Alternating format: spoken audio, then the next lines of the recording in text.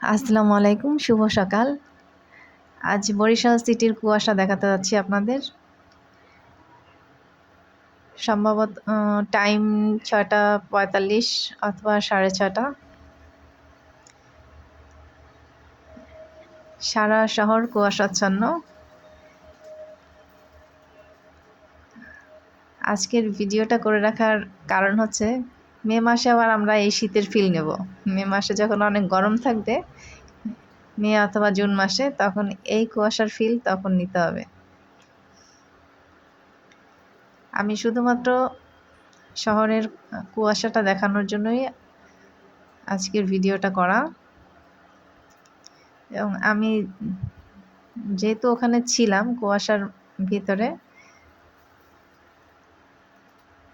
তখন বোঝা গেছে আসলে আবহাওয়ার অবস্থাটা কেমন। তারপরেও ভালো লেগেছে যখন যে রূপ। শীতের সময় নভেম্বর ডিসেম্বরে এই আমেজটাই ঠিক আছে।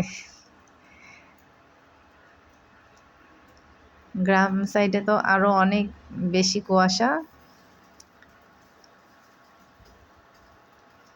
বরিশাল সিটি এখনো মফস্বলের ভিতরেই ধরা যায়, অত বেশি উন্নত না ঢাকা অথবা চিটাগাং এইসব সিটির মতো।